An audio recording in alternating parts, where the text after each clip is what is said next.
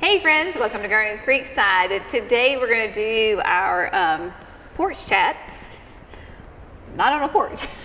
We're in a cleaned out greenhouse. We're in an empty greenhouse. And why are we in an empty greenhouse? We're in the empty greenhouse because we closed last weekend for the season, and then we're getting ready to get everything cleaned up. So we came in here and cleaned up this past week, got it plants out, put perennials where they needed to go, cleaned out the pansies. We haven't really sterilized everything. We have some projects we're going to do in here for next year. But the main reason that we're in here today is because we got all ready to do the porch chat video, and that's when the gusty winds decided to start blowing. And yeah, I know, I'm a little it's not really a cold front coming in. I think maybe it is getting warmer. It seems it's coming from, it's just odd. I don't know, it's very, very windy, and that will not make for a very fun video. So wind chimes are winging down there, and the leaves are blowing everywhere, and the whirly twirlies from the trees are falling down everywhere, and oh my gosh. There's a lot of distraction. So this was the most insulated space that we could come to, and so that is why we are in here today to do our porch chat. So we're going to do a greenhouse chat today, and we're going to do it a little bit different as far as the format. So in the past, we would always go video by video and ask specific questions per that video. It's been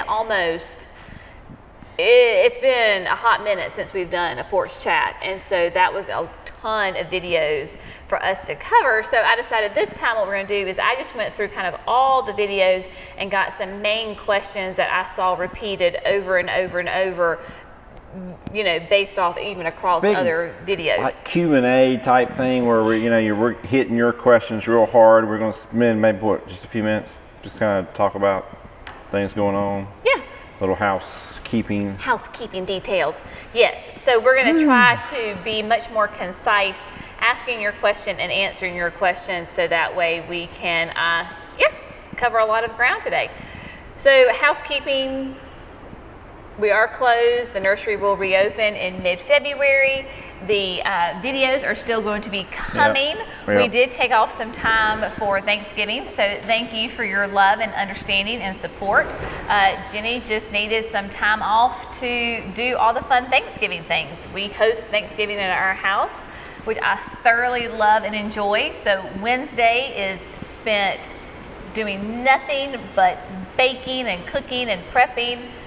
Thursday, of course, is all about eating and having fun, and then Friday is just a day to recover from Wednesday and Thursday. I know. Yeah. It's all good. So lots of fun things. Videos will continue to be 5 a week for the foreseeable future. Good Lord willing and the creek don't rise, that will happen. And yeah, we have a lot to get done. Yeah, people were saying, we did a video talking about all the different, I think it was the last video we did about, the different projects we have going on, and there were quite a few people who are like, oh my gosh, you have 2.5 months to do that would take me a year to do. Yeah, I was up here talking to your mom, I think yesterday. Was it yesterday? Not yesterday, but Friday. Yeah, and I was telling her everything that was going on just up here, and she asked me if we sleep at night. I said, I sleep at night. We just keep moving forward. We just keep going. That's just what we do, and we're just trying to enhance. There are a lot of things like in here. You still see the tables are kind of the blonde wood, and which looks great. And there's nothing really wrong with that, but I want it to, look a little cleaner, have the same look consistent look that we have everywhere. So we're going to stain the tables, clean the tables. We have some tables we're going to put in here in the back. Lots of these things that we're doing, amongst the other projects that we have going on. Right, well, we just have a lot of projects, and so you're just focused, and we're getting more help, more good, consistent help, and so we're all on the same page, and when you have good, consistent help, you can get a lot of things done in a shorter amount of time, and so that's just... We get focused, and we don't dilly-dally, we don't mess around, there's a project to be done, we get the project done and move on. Yep. So. Yeah, and another little housekeeping item, I guess, that we picked up on, and we've had some issues with Facebook as far as What I'm recommending, folks, is if you watch us on Facebook, you may want to go ahead and just think about subscribing to the channel on YouTube. I mean, it's just, YouTube is just easier, friendlier to work with. We have music that we use in our videos, and we have a paid subscription for that, and they have been a hassle as far as like, some of you I saw, I think several weeks ago, saw, Jenny, I can't see the video, it's blank. Well, that's because Facebook went and just blocked it for no unknown reason, because it thought the music in there was something that we were copyrighted. Yeah, that we were not using it legally. We have a subscription that we do that's all cleared through YouTube and Facebook, and it's happened on YouTube too, but you never see it, they don't block it. It's been very easy to deal with them, and it's all that's been cleaned up. But we're just seeing, even some of my friends, we're just seeing issues with Facebook pop up. So then that just kind of brought up a thing of thinking about, like, as far as customers that have come to us and they're confused about, well, I don't see your videos. We're doing 5 every week. So I don't think they're subscribing to the channel. So I think they think, oh my gosh, if I hit that button, I'm paying for something. And that's not the case. No. You just need a Google account. Right, so it's really easy, like on YouTube. So below all of our videos, and if you go to our channel, it says there's a subscribe button, and I think it's like in red with white writing. So if you click on that, all that does is you can then get notified every time that we publish a video, which is 5 times a week. The only time that we took off and didn't do 5 was this past week. Was for Thanksgiving. Yeah. That's not going to be happening, anytime soon again. Like, because Christmas, the way that Christmas falls, it's not a big deal. So you just subscribe to that, so you get a little notification on your phone or tablet, iPad, whatever you use. Gardening with Creekside just published a video, and so then you can go to it. But we always consistently do 5 a week, and pretty much on the same days, like once you know our schedule. And so that subscribe button is totally free. You're not being paid for, you don't have to pay a fee or anything like that. And then that way you are guaranteed to be notified when we, publish our videos. It helps you, of course it helps us, but it is just a little bit of we like to remind people every once in a while. Yeah, because I had several customers that, not just, a viewer that's, in California, and we appreciate you, but I had a customer here. Local people that were face to face just having conversations, and it just happened to come up. And I'm like, no, so I must see. I just don't know if they're actually subscribed. Some folks just go on YouTube and just click, and YouTube, the algorithm knows that you watch our videos, and it just kind of pulls them up. But it's not actually notifying them of the new content that we're putting out that could be very beneficial to them. So you can subscribe and turn on your notifications for us. So that's a big housekeeping item I want to make sure we got across, is that, subscribe to the channel. Maybe, if you consider if you just watch us on Facebook all the time, maybe consider, just getting a YouTube channel subscription over there and just hit the Garden with Creekside subscribe button. All right. So let's get to the questions. Let's get to the questions. Let's do it. All right, so again, these questions are in no particular order. These are just questions that we saw come up multiple times throughout various videos. So the first one comes from Miss Kathy Taylor. She says, what is covering the soil in the hydrangea, azalea, and etc. pots in production? Looks like rice or grass seed. Common question. That was a very, very, very common question. So I am going to let the head grower himself answer that question. We're experimenting with rice hulls, and we've seen it in big nurseries or greenhouses, where they have it in the pot to prevent weeds. And so we're a little different, because we do a lot of growing outside. Lots of places that we've seen it's just inside the greenhouse. So you're going to have some potential blowout, different things. So we're just kind of experimenting with this first round of rice hulls. It's a natural product, goes in there and helps us, keep the weed seeds. It's so coarse. They can't germinate, They have a really difficult time of germinating in that, and it drains really well, so it doesn't hold the water. So it's also used, and you can look this up, you could use it for your soils as an aeration. Really? Kind of like with pine bark. Pine bark pines. Yeah, and you can mix it into the soil to help for aeration. And it's a natural byproduct of the rice Rice. industry. It's always going to, as long as we keep eating rice. Eat your rice, people. So so if you see in the production, or even anytime, and when we're out there and it's like a very blonde looking substance, that's the rice hulls. Yeah, so we're going to run this first round, see how it goes. Probably pot normal come spring once we run out. Just kind of see. It's a test. Well, because that is a big weeding our production pots and managing those weeds is a massive, I don't know, time thing, because I mean, not only is it a time where you have to go in there and weed it, but of course those weeds take nutrition and water from the plants. I mean, managing your weeds in a production nursery on that end is a really big deal. I see these people like, you probably got your weeds from the nursery. Well, you have weeds too at your home. They're blowing everywhere. Hello, windy day. So right now, but it's just they can collect more, so it's a big expense for us. So we're going to either use manual labor or we're going to use a chemical, which sometimes the chemical can be bad for the environment, humans, and the plants. And the plants. Yep. So rice hulls seems to be like a great, easy, organic method. We'll keep you posted on how it works. If applied correctly, and that's what we're struggling with a little bit. Okay. The next question is from J9. It says, did you say shipping? Shipping. I have been subscribed and jealous for years. All those pretty plants you have, and since you don't ship, I remained without. I am so excited. Let's go, Jerry. So you want to expand upon the whole shipping idea? So yes, we want to expand that. We want to be able to get our plants and our products, just not plants, but the other products to you. The stuff that we talk about, you want you to be able to have access to it, and we're going to provide a best method possible of shipping live plants. So that's part of the reason as to why we're building the building. Behind the protection greenhouses, along with helping with production, it's also going to be a shipping lane, boxing lane, so we'll have that set up.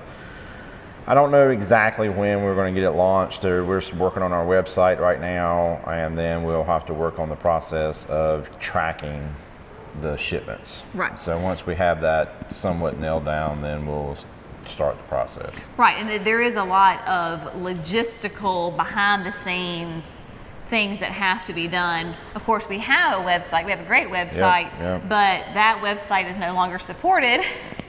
So we have to revamp and come up with anyway, it's just, there's a whole lot of behind the scenes. So to give you an absolute definite timeline, we can't do that right now. Just know that we are working at a fever pitch to get all the things in place. That way, when we do begin shipping, it is sustainable and successful for us, for you, as least amount of stress for us, and for you as possible, that you get beautiful products in your hands in the most efficient, timely manner. Yep. So going along with that, we had from Glenda's Garden and More, she said, why a metal roof? I thought this was going to be a greenhouse. No. So I'm not quite sure, Glenda, where you thought it was going to be a greenhouse. Maybe just because we said it was production area? Yeah, maybe it's because we were talking about those greenhouses and she just assumed that it was going to be a greenhouse. I don't know. So maybe expand upon what we're going to use that new, because we're building that building. So the building is a wood frame structure. All our greenhouses are steel framed. So if you see us, we're putting up the wooden post for a wooden building that is attaching to the back of production. So it's a place where we're going to store product like boxes, fertilizers, those things. We'll have plenty of room in there because it's very tall. We can put shelving up high. So then production is going to start as far as when we're doing on our potting up with the soils, with the machine. The soils goes into the pots, the planting. So we can do all of that in a space where there's no elements of the weather bothering us. So that's one of the main reasons. And then the shipping lane for boxing up plants.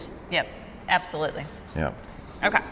So then, moving on a little different subject, Willow Lake 17. This is when we were working on the berm and bringing in topsoil, like the compost blends and all that. It said that small dump truck is a lifesaver. Yeah. How much control do individual growers have over the planting mix they use? Are there good, better, and best choices? Does this choice impact the long-term success of the plant in the ground? Yes, I would say it does. I mean, we're very picky about our growing media. You know, not all growing medias that are good are the best for the way we're growing or what we're doing here in Zone 7B, you know, or just how the plants that we choose to grow. So yeah, we have absolute control of what we grow our plants in. Yeah, and I think that's a key point because there is massive science behind soils and different growing mediums, like Jerry was saying. And so what we could be growing the exact same plant. Let's say we're growing a hydrangea, right? We're growing this hydrangea in North Carolina Zone 7B. We grow those outdoors because of our climate. You go up to Michigan, Spring Meadow, right? A big, huge, massive wholesale nursery, but they grow indoors and they're in Michigan. So they could use a completely different medium because based on their conditions than we use based on our conditions. But that's the beautiful thing about being a grower predominantly in this case, is that we have absolute, complete control over all the products that we use. The only times that we don't is if we bring something in. So most of your garden centers that are, you know, buying, you know, in, so they have no control of that medium. Now, as long as the plant's healthy and it looks healthy to you and you take it out and it's got white roots, then it's going to be successful for you, and they've done a good job. Right. So that's all we're worried about is just the root structure, you know. Right. You know, how we're fertilizing. We're just really kind of picky about how we all do things. Sure. Each grower has their own recipe and method for growing their way. Yeah. What you say? I'm sorry. Yeah. All right. Next, this was a really interesting. I actually had to Google this. So Ray Bennett, because we have talked about using, you know, outside in the gardens, right? We had pretty early freezes here in North Carolina. We did. It was real early. Early for us and then early across the country. And so Ray asked, what is the difference between a frost and a freeze? Well, in my brain, I knew the answer, right? So a freeze is really cold and a frost is just kind of cold. But according to the I have both. Right, according to the National Weather Service, okay, so this is straight from the experts, that a frost can form when the temperature falls below 36 degrees. So typically a frost is going to be between 33 and 36 degrees. That's where you look out and you see the little snow on the ground and the little white ice covering your buildings, your car, your plants. And then a freeze, of course, is the temperatures drop to 32 or below. And then that is where both of those can harm plants. It depends on the plant. So if it's a coleus, you know, or something that's an annual that loves it hot, then a frost could potentially kill it. And then a freeze, of course, is going to probably kill your annuals and then begin to send your shrubs and your perennials into dormancy. Yeah, sounds good. Yeah. And then I thought I liked Terry's question on this one. So Terry Vance, I'm going to say she because it's an I, so I'm going to say Terry's a she. Jenny, if the Gator is predominantly for your use, does that mean you will be giving it a pink tape collar as you did with the auger to keep it from running away? So we recently purchased a John Deere Gator, predominantly for my use, and so I have affectionately dubbed it Johnny. And Terry knows that on my power planter auger and on my personal tools, I have hot pink duct tape on it because if I don't do that, somehow it has a tendency to run away, and I go to garden and I can't find them anymore. And so I've used pink on it. And so, no, Johnny is not going to have pink, although pink and green go really well together. Johnny's green, Kubota's orange, and the Polaris is white. Right. So green is Jenny's. Green is good for Jenny. All three of those are different. And that's kind of the reason why we went with the John Deere, was that it has a little bit of a better takeoff for working, I think, than like the Polaris. The Polaris is all geared towards sport, even though it's a great work machine, great run around. Both of them are really fast. The Kubota is the big workhorse. It's a diesel engine pull. It's in the shop right now. It's got multiple things wrong with it. The poor thing had the Carolina squat. You know. Yeah. Anyway, yes. So Johnny will not, just green. Green is Jenny. There we go for that one. And then, okay, so another machinery question came from Karen, and this was a really, like, people were flipping out over this. Even though we've covered it before, they were asking tons of questions. So this is geared for you. Hey Jenny, what is the machine that Jerry was using to make the trench type around the berm? The one that he used to separate the grass and the dirt around the edges. I told my husband about it and we needed to do this to our beds. Happy Thanksgiving from Madison, Mississippi. yeah, so the bedscaper. Yeah, so that's what it's called, is bedscaper. Trying to remember if that's exactly. I thought it was Easyscape. Easyscape, yes. Yeah, it's a bed edger. Bed edger, Easyscape, and I think they call it the bedscaper because they have other.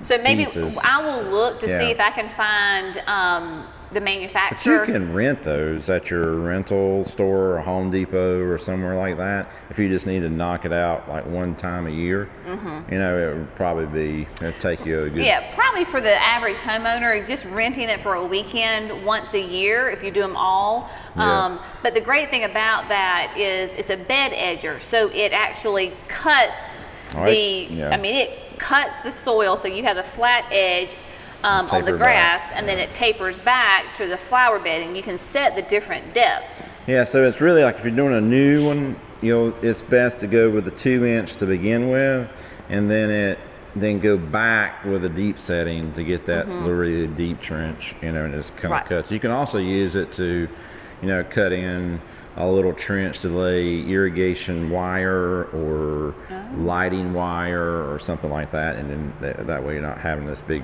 4-6 inch trench in your yard. But we ordered it directly from the. Who did we order it from? It was from somebody else because the manufacturer was supplying Home Depot and they couldn't meet our order. Okay, so I'll try to find a link and put it in the comments below, so just look there. And then going along with that, Andy Williams said, how will you control the grass from growing into the berm space? Good old-fashioned elbow grease, pulling the weeds, because it does, with that bed edger, it does cut it really nice if you have a really sharp defined edge. Yeah, we just trim it out with a trimmer. So you can trim it out, right? So you have what I call the weed eater. They call it, what do you call it? Trimmer. The trimmer. So whichever one you want to call it, and you just come back, and every time you mow the grass, you just come back in and trim that edge. However, there will be some, because of the residual with the grass, and it did throw some of that grass into the bed. So it's either you hand pull the weeds or you use some type of spray, chemical. So those are your two options. If you have weeds in your flower beds, you have two options. Pull them by hand or use some sort of type of chemical, whether it's an organic or non-organic, to kill them. So lots of different options. Lots of different options on that, but yeah. And then talking about the berm, Erica asked, love the fence, looks great. This may be a silly question, but will you be able to fertilize through the irrigation system? It's not silly, no. So Erica, my sister, I had that exact same thought, and I, kind of proposed that to Jerry one time. I was like, can you imagine how much time I would save if I had, fertilizer running through the irrigation lines to my annuals, and I wouldn't have to go out there and fertilize them, once a week or whatever. And he loves me, but I don't know that he loves me that much, because it would be, you absolutely could do it, but it would be like not a logistical nightmare, but it kind of would, because the annuals, of course, are what need the fertilizer the most, right? So like your petunias, those kinds of things, like they need lots of food. Food equals flowers, they need it. But your perennials and your shrubs and your trees don't need all that liquid fertilizer, you know, once a week. So you'd have to have irrigation lines and zones just for your annuals, and then your irrigation for your perennials, shrubs, and trees on a completely separate system. So it would, it could be done. It can be done, and then you have to have a whole setup for the injector that would have to come on for just those zones and those kind of stuff. Right. So it's just, I just don't know. That's that's a little above and beyond, but it's not a silly question. I had, you know, the same idea too.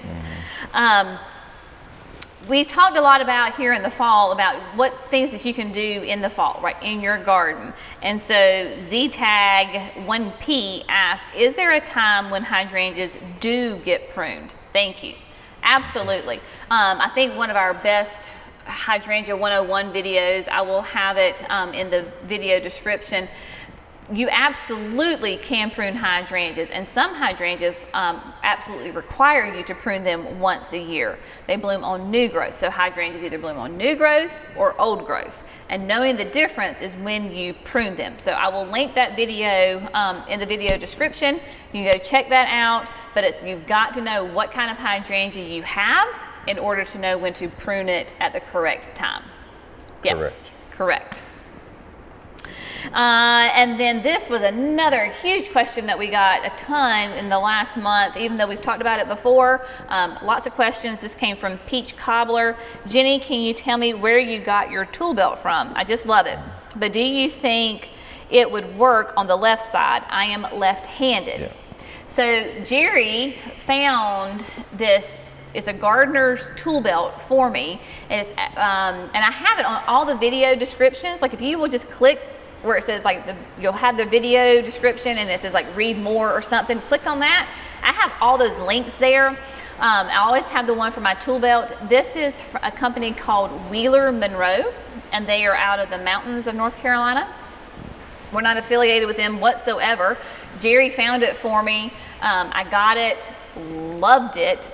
And you actually have to send them your measurements. So you take a tape measure and you measure your waist to tell them exactly how many inches your waist is, like where you want it to hit. You choose, I think, like was it the metal color? Yep. Like the buckle color. There's lots of different little custom-y things. Customizations. You can say right-handed or left-handed. Mm-hmm. So you can do either side. So they make the tool belt just for you. Yep. It takes about 2 to 3 weeks on average. But it is Wheeler Monroe. It's wheelermonroe.com. It's in the video description. I'll have it there for you. Go click on it. And they have all different customizations to the tool belts. I love mine so much that Jerry ended up getting one, and then we have bought some more additional ones for other employees. But it is so handy to have everything right there. It is make a great Christmas present. Yeah, well, yeah. Again, not affiliated with them whatsoever. It's just a great product that we like and we use. All right, next question, back to the berm, was Jeannie McDarris. Where did you get your fencing? So we did put in a big split rail fence for the berm, and we got it. Oh, it's at our local fencing company, Gas and Fence here in Dallas. Yeah. Yeah, it's they're on the border there of Dallas and Gastonia. Yeah. Yeah. But yeah, so if you like, I mean, we obviously are big, huge proponents of supporting your local business. They're local, been there. Family owned, customers of ours actually. Second or third generation or something like that, you know, so yeah. Yeah, they're very good. If you're interested, because that's what we say, like so for the fence, like they're a fencing company, that's what we do. So Jerry went to them, talked to them, we talked about different options that we could use as far as different kinds of material. We ended up deciding to go with the split rail because it fits our environment and we already have it at the gate. So that's what we're using. Yeah. There's other options that they would be happy to help us with. So check out your local independent businesses. They would love to help you and assist you in any way that you need. Next question comes from Rhea. She says, Jenny, why are you taking out these fallen leaves? They protect your plants and little creatures during the winter, and they make good compost. It's better for nature not to be too tidy. So I agree and I respectfully disagree at the same time. And what Rhea is referring to is during all these fall garden cleanups, in my garden beds, I remove those thick layers of leaves. Now, what I do with some of those leaves is that I chop them up, leaf litter, make them into like a leaf mulch, and put them on top of my garden boxes.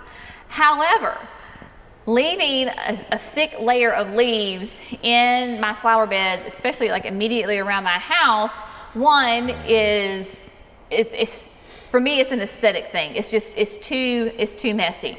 But also where it can protect and help protect beneficial insects, it also harbors harmful insects. So your snails, your slugs, your aphids if they've laid eggs, all of those little things can also nest in there that are not good. So I clean those out to keep it tidy, to keep it clean. We also do live on 8.5 acres, and so the percentage of the amount of land that I am removing leaves from is extremely small. Because we've got, I can't even begin to imagine how much environment we have where if, yeah, because we're putting the nutrition back ourselves, and we don't want the leaves there, and we're going to remove them and do what we want to do with that, and chop them up and put them away in different places and locations. And if you want to do that, that's fine. But I would probably recommend not doing that around my house, though. And that's the thing with gardening, right? So I do what works best for my garden, and you do what works best for your garden. And so if you want to leave them, leave them. If you want to remove them. Yep. And then all good. Moving on with the day. That's it. So that is all of the questions that we're going to cover today, because those were the ones that got brought up the most for sure. And so, yeah, that's all the questions for today. Yeah, very good. What else you want to talk about? No, I feel like he has something on his mind he wants to talk about. I really don't. I'm just ready to get our projects rolling and get through December. And yes, it was nice to have a nice break for Thanksgiving, but I'm ready to get back out at it. Yeah, which reminds everyone that good breaks are necessary for everyone. And just even though during that time, some breaks. I mean, if I just go out and work by myself, I mean, it's just like refreshing. That is a break. Yeah. To be by yourself. It is. Yeah. So when you need to rest. There are seasons for everything, so enjoy those seasons. Yep. Take time to slow down, recoup, get a game plan together, and then when you're ready for it, go back at it. Right? Sounds good. All right. As always, we appreciate you. Thank you for all your love and support. Make sure if you haven't subscribed to the channel, do that so that way you get notified when we do our videos. And as always, thanks so much for gardening with Creekside. Y'all have a great day. We'll see you in the next video. Bye, friends. See you.